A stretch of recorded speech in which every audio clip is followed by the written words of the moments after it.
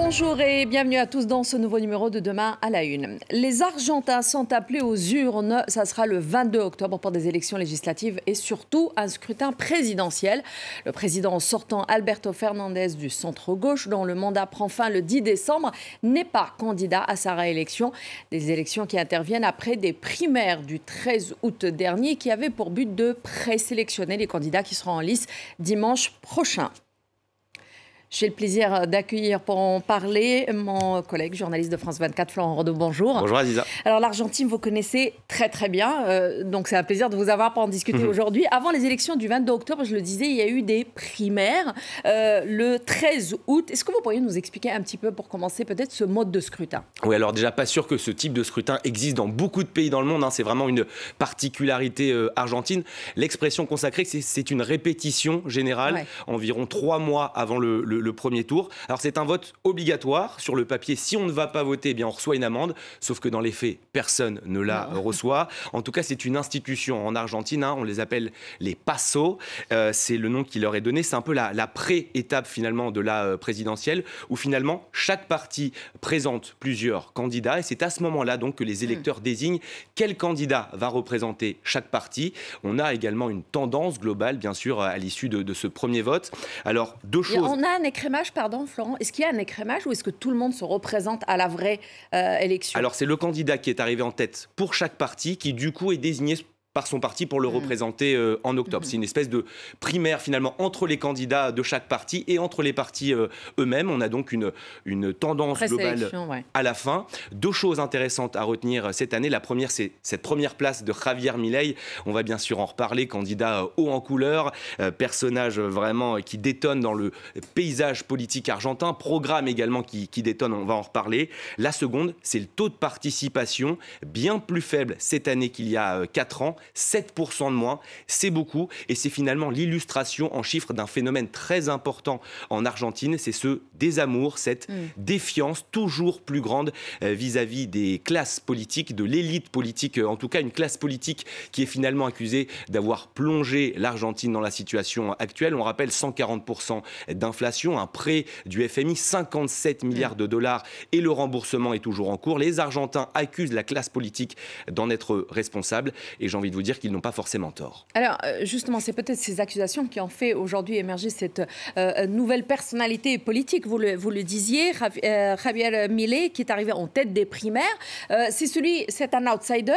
Alors vu d'un côté comme un économiste ultra-libéral et d'un autre côté comme un ultra-conservateur, il a même été pêché dans finalement des populations qui n'étaient pas forcément acquises. Nous allons tout d'abord regarder ce reportage préparé par notre correspondante à Buenos Aires, Mathilde Guillaume, et Sol Janik, et puis on revient pour en discuter.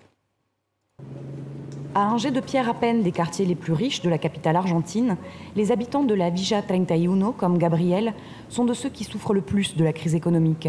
Il est charpentier le jour, dératisateur la nuit. Son pouvoir d'achat a été réduit à néant par une inflation de plus de 140% à l'année. Quelques légumes, une demi-douzaine d'œufs et... Je viens de dépenser l'équivalent d'une journée de travail. Et c'est pareil pour tout le monde ici. On n'en peut plus.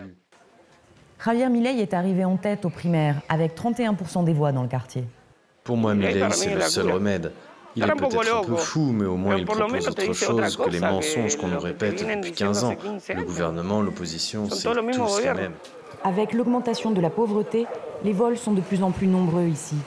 C'est le discours ultra-sécuritaire de Javier Milei et sa promesse de libéraliser la vente d'armes qui ont convaincu Norberto. Un soir, la semaine dernière, on était juste à l'angle avec des amis et des voyous ont commencé à agresser un passant.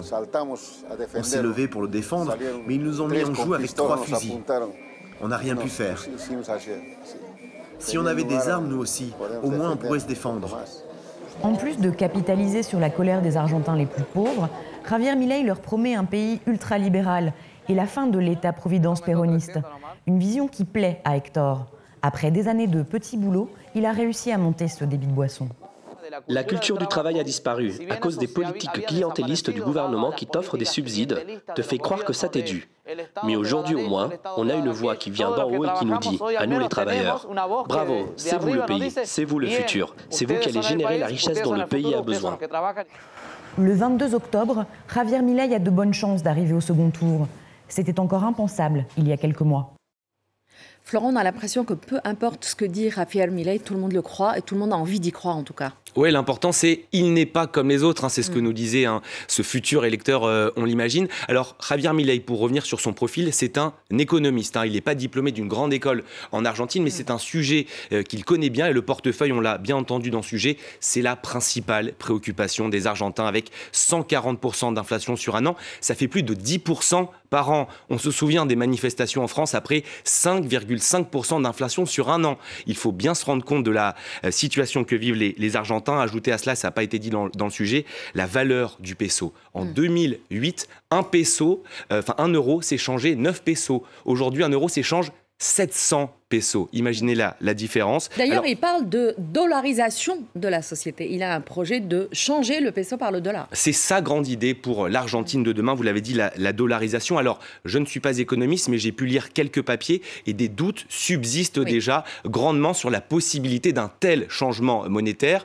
Au début des années 2000, l'Argentine s'est également alignée cette fois-ci sur le dollar et ça s'est très mal terminé. Alors, comment expliquer la réussite de Javier Milei? Vous l'avez dit, bien sûr, c'est qu'il n'est pas issu du sérail traditionnel politique argentin. Je vous le disais, une classe politique qui est accusée de tous les maux, qui est accusée de corruption, de clientélisme.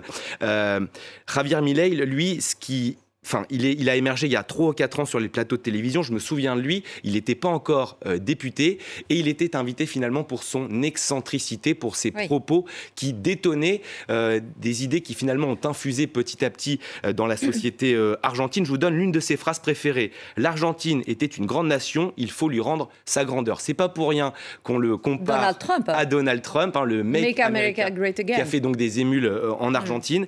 Les médias lui ont donné beaucoup de temps de parole finalement au début, et ces idées, je vous le dis... Ce qui a pu peut-être aussi aider. Alors, en parlant justement de ces idées qui détendent, j'aimerais qu'on l'écoute, puisqu'on parle beaucoup d'ultralibéralisme, de l'ultralibéralisme de Javier Milei, sauf qu'on a l'impression qu'il est quand même très conservateur sur certains points, et surtout, on écoute, je pense que c'est même mieux, c'est sur la question du changement climatique, et on reviendra pour commenter. Toutes ces politiques qui rendent l'homme responsable du changement climatique sont fausses. La seule chose que ces politiques cherchent à faire est de collecter de l'argent. Oui, pour financer les feignants socialistes qui écrivent des articles minables. Donc, climato-sceptique, c'est pas tout, et c'est pas tout, absolument, parce qu'il y a une grande question qui se pose pendant cette campagne et pendant cette élection, c'est le droit à l'IVG. Je rappelle juste qu'il veut abroger la loi garantissant l'accès à l'IVG qui vient d'être votée en 2020. Oui, c'était la grande avancée des féministes, à n'en pas douter, au début des années 2020, décembre 2020. Et ça a été le fruit d'une longue bataille dans les rues avec ces fameux foulards verts qui étaient portés par les pro-IVG pendant des années. Mais cet IVG, il faut le dire aussi, donc il est en danger, mais il a du mal à s'appliquer encore aujourd'hui en Argentine. Entre le manque de médecins, le manque de médicaments, le manque de places, il est remis aujourd'hui en question. Javier Milei le dit, cela ne fonctionne pas et cela va à l'encontre de ce que pense la société argentine. Dans son électorat, il a une frange très importante des anti-IVG en Argentine. Ce sont souvent des jeunes électeurs, des hommes qui vivent souvent en périphérie des grandes villes, Buenos Aires, Rosario, et qui sont également peu diplômés. Les autres idées de Javier Milei qui détonnent, c'est la vente d'armes à feu, on l'a entendu dans le sujet précédent. Il veut également développer la vente d'organes. Voilà, supprimer également tous les ministères. Alors lui, il veut supprimer l'État, il veut le réduire à son strict minimum. Pour lui, l'État, c'est le mal absolu. Autre phrase que j'ai notée, entre la mafia et l'État, je préfère la mafia, c'est Javier Milei qui le dit.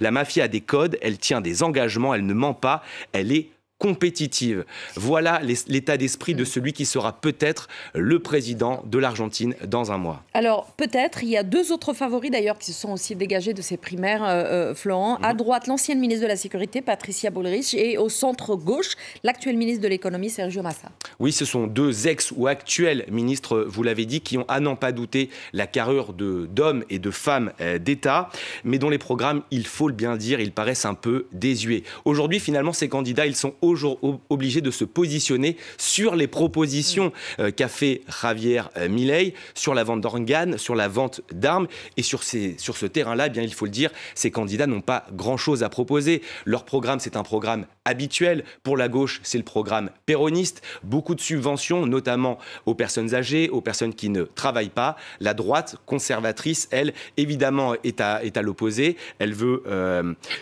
développer l'entrepreneuriat, l'individualisme, finalement, dans la société. On ne réfléchit plus en termes de collectif. Javier Milei, il est en train, finalement, de rebattre toutes ces cartes-là. Pour l'instant, la tendance avant le premier tour, c'est que Javier Milei y accède en compagnie de Sergio Massa, qui était donc lui plutôt centre-gauche, ministre de l'économie d'Alberto Fernandez. Mais même la candidature de Sergio Massa, qui était plutôt centre-gauche, montre que le spectre politique argentin se déplace petit à petit vers la droite. Avant, on avait la gauche, la droite. Aujourd'hui, on a du centre-gauche, de la droite conservatrice et quasiment de l'extrême droite avec Javier Milei. Et qu'est-ce qui reste justement en quelques mots de se passer dans un probable deuxième tour où, par exemple, Javier Milei est là et peut-être quelqu'un de la droite, mais pas forcément la gauche, par exemple. Oui, alors l'Argentine, en cas de passage au second tour de Javier Milei, sera confrontée à une situation absolument inédite. C'est-à-dire que les électeurs d'un des deux camps traditionnellement qualifiés pour le second vont être éliminés. Ils vont donc devoir choisir entre le camp traditionnellement ennemi et potentiellement Javier Milei, qui, on peut l'imaginer, ne leur plaît pas plus. J'ai pu parler à plusieurs Argentins. Certains me disent « c'est sûr que je voterai pour le camp ennemi ». D'autres me disent « c'est impossible que je vote pour les péronistes quand on vote à droite ». Donc ce front républicain va-t-il exister ? Dans quelle mesure ? Quelle ampleur ? C'est véritablement une question passionnante et ce sera à suivre entre les deux tours si Javier Milei se qualifie, bien sûr. Et ça sera en tout cas à suivre aussi sur France 24 et puis vous serez sur les plateaux avec pour en parler. Plaisir. Merci beaucoup Florent Raudot d'avoir été avec nous pour toutes ces explications. Merci à vous tous. On revient juste après le bulletin d'information pour la deuxième partie de Demain à la Une. À tout de suite.